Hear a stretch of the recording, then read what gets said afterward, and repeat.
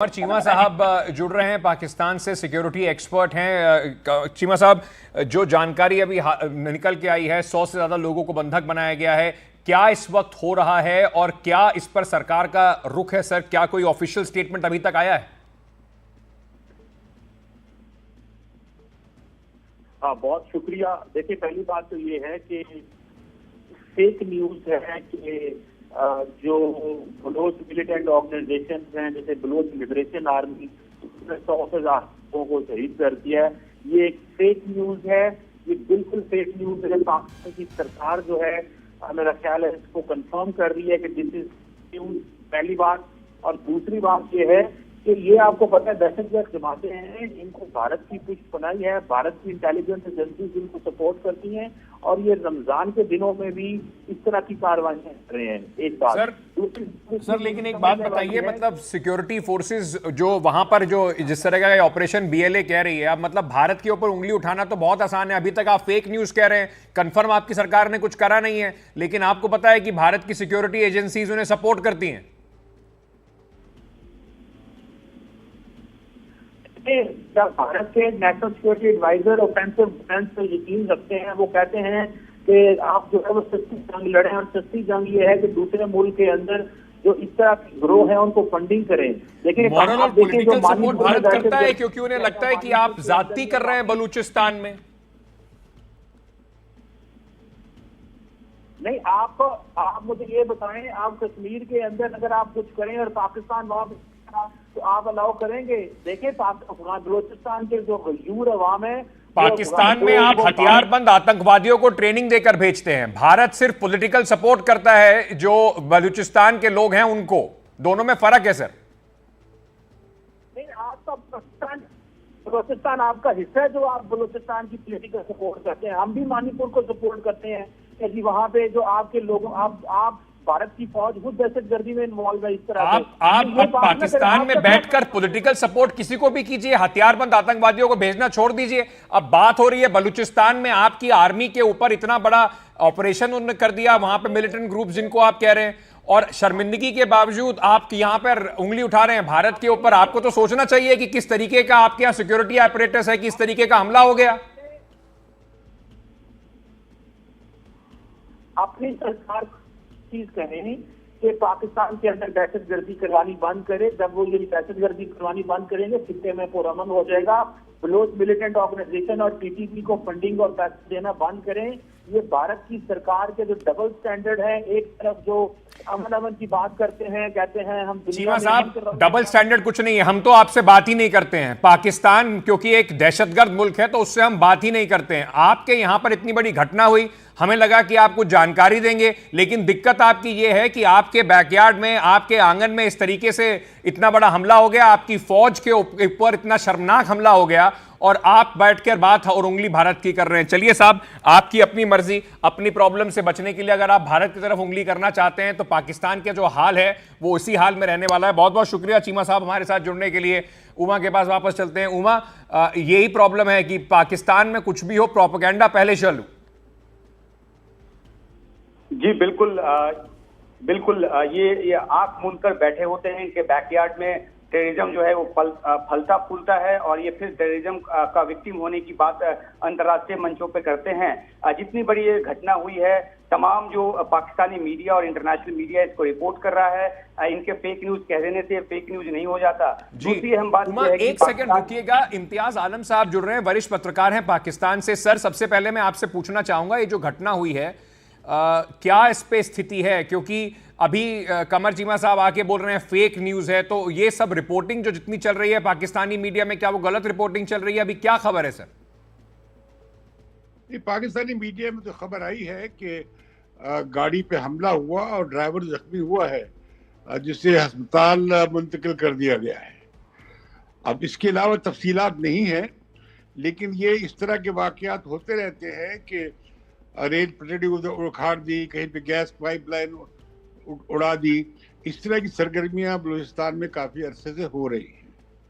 आलम साहब, क्या सरकार की तरफ से इसके ऊपर कुछ आधिकारिक बयान आया है? क्योंकि बीएलए जो मिलिटेंट संगठन है उन्होंने आकर अपना बयान दिया है। उन्होंने कहा है कि 100 से ज्यादा लोगों को हमने अपने कब्जे में ले लिया है, 6 पाकिस्तानी सिक्योरिटी फोर्सेस के लोगों को मार दिया गया है। तो क्या सरकार की तरफ से कोई आधिकारिक बयान इस पर आया है?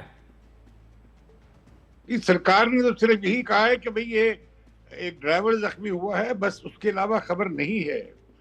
अभी वहां से जो दावा किया जा रहा है बीएलए की तरफ से, वो कितना सही है और कितना नहीं है, इसे कोई हम आजादाना तरीके से कोई उसकी तस्दीक या उसकी क्लैरिफिकेशन नहीं कर सकते। सर, लेकिन जो दावा बीएलए की तरफ से किया गया है, काफी बड़ा दावा कर रहे हैं, 100 से ज्यादा लोगों को पकड़ने की बात कर रहे हैं, 6 लोगों के मारे जाने की। तो क्या पाकिस्तान का मीडिया अभी तक ये हुआ है या नहीं हुआ है, अभी तक ये खबर पता ही नहीं कर पा रहा है? मेरा नहीं ख्याल कि ये उनका दावा दुरुस्त है। ये कुछ देर के लिए उन्होंने से ट्रेन पे वो काबिज हुए थे और ड्राइवर जख्मी हुआ था, लेकिन फाइनली ये हुआ है कि अभी कोई ट्रेन उनके कब्जे में नहीं है। तो जब ट्रेन कब्जे में नहीं है तो 100 आदमी कहां से उनके कब्जे में आ गए? इस ट्रेन में कुल 400 लोग थे। तो आप कह रहे हैं कि ये जो बढ़ा चढ़ाकर बीएलए बता रहा है अपनी बात को? मेरा ख्याल है, मुझे लगता है, मैं इसकी उनके दावे की तरदीद की पोजीशन में भी नहीं हूं और तस्दीक भी नहीं कर सकता। यानी कि उसे ना तो डिनाई किया जा सकता है, ना कंफर्म किया जा सकता है इस वक्त। बहुत बहुत शुक्रिया सर हमारे साथ जुड़ने के लिए।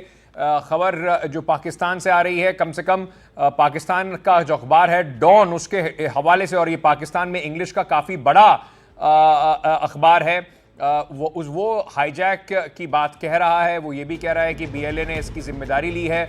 उमा, अभी तक असमंजस बना हुआ है पाकिस्तानी मीडिया में कि क्या ये 100 लोग पकड़े गए हैं, नहीं पकड़े गए हैं, हुआ क्या है, ट्रेन छोड़ी दी गई है, इन सब चीजों को लेकर अभी तक कुछ स्थिति साफ नहीं हो रही है। ये देखिए, पाकिस्तान का ही एक बड़ा न्यूज चैनल है समा टीवी, उसके मुताबिक ये कहा गया है अब से आधे घंटे पहले कि जो ट्रेन के जो पैसेंजर्स हैं, जिसमें कि उन्होंने कहा है कि 450 पैसेंजर्स हैं और जो स्टाफ हैं, उनके साथ कोई जो कॉन्टैक्ट है वो एस्टैब्लिश नहीं हो पा रहा है। तो जाहिर सी बात है कि पाकिस्तान की मीडिया की ये रिपोर्ट है और ये भी कहा गया है कि जो ट्रेन है वो क्वेटा से सुबह 9 बजे स्थानीय समय के हिसाब से चली थी। ये भी समा टीवी की तरफ से रिपोर्ट किया जा रहा है कि जो रेस्क्यू ऑफ एफर्ट्स हैं उसमें काफी मुश्किलात आ रही है, काफी दिक्कत आ रही है, क्योंकि ये काफी डिफिकल्ट ट्रेन है, जिसकी बात हम कह रहे थे। ऐसा भौगोलिक इलाका है ये, जो चट्टानी इलाका है, और यहाँ पहुंचने में काफी समय लग सकता है। पाकिस्तान रेलवे जो है वो 2 ट्रेन उसने उस लोकेशन के लिए भेजा है। ये जानकारी भी पाकिस्तान मीडिया के हवाले से आ रही है, जिसके जरिए जो पैसेंजर्स वहाँ पे फंसे हुए हैं, चाहे वो महिलाएं या बच्चे, जिनको कि हॉस्टेज नहीं बनाने की बात की है बीएलए ने, तो बेशक उनको ही रेस्क्यू करने के लिए, लेकिन पाकिस्तान रेलवे की तरफ से 2 ट्रेन उस जगह पर भेजे जाने की बात जो है वो की जा रही है पाकिस्तान की मीडिया में। तो अपने आप में एक बड़ी बात है, बहुत बड़ी वारदात है। बेशक बीएलए का पूरा दावा सही ना हो, लेकिन जिस तरीके से इस घटना को अंजाम दिया गया है, इसमें ये माना जा सकता है कि कई लोगों की जो मौत है वो हुई है, क्योंकि फायरिंग में ड्राइवर के घायल होने की बात पाकिस्तान रेलवे ने तो कहा है, लेकिन सुरक्षा कर्मियों के मारे जाने की बात पाकिस्तान की सरकार की तरफ से अभी तक नहीं स्वीकारी गई है। ये दावा बीएलए की तरफ से किया जा रहा है।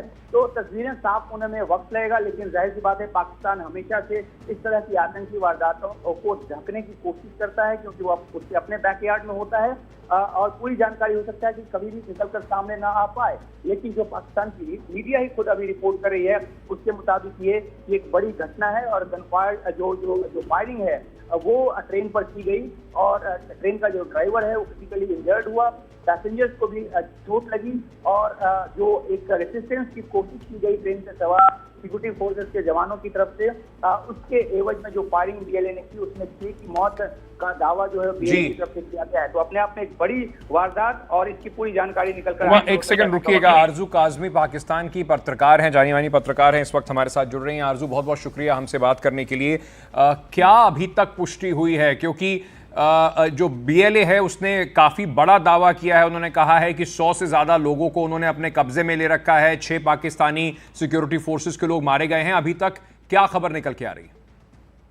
जी बिल्कुल, ये बिल्कुल ये चल रहा है यहाँ पे वाकया, और साथ ही साथ जो ट्रेन का ड्राइवर है वो भी इंजर्ड है। ये ट्रेन जो है वो क्वेटा से पेशावर की तरफ जा रही थी और इसके ऊपर फायरिंग हुई है। तकरीबन 600 से 700 लोग इसके अंदर हैं और इस वक्त सिक्योरिटी फोर्सेस के लिए एक बड़ा चैलेंज है, इसलिए कि बीएलए जो अपनी डिमांड्स रख रही है, अब देखते हैं कि कहाँ तक उसके ऊपर गवर्नमेंट काम कर पाती है। लेकिन ये ज़रूर है कि इस वक्त का बलूचिस्तान की सिचुएशन जो है वो काफ़ी टाइम से टेंस है, लेकिन अनफॉर्चुनेटली जो पॉलिसीज़ बनाई गई हमारे यहाँ वो ऐसी नहीं थी जिसको देखते हुए हम ये कह सकें कि उनसे बात करने की, यानी कि बीएलए से या बलूचिस्तान में जो लोग हैं उनसे बात करने की कोशिश की जा रही थी, उनके ऊपर ऑपरेशंस ही लॉन्च किए जा रहे थे। लेकिन अब इस वक्त लग रहा है कि सिचुएशन तकरीबन हाथों से निकलती हुई दिखाई दे रही है और काफ़ी प्रॉब्लम यहाँ पर दिखाई दे रही है गवर्नमेंट के लिए ख़ास तौर पे।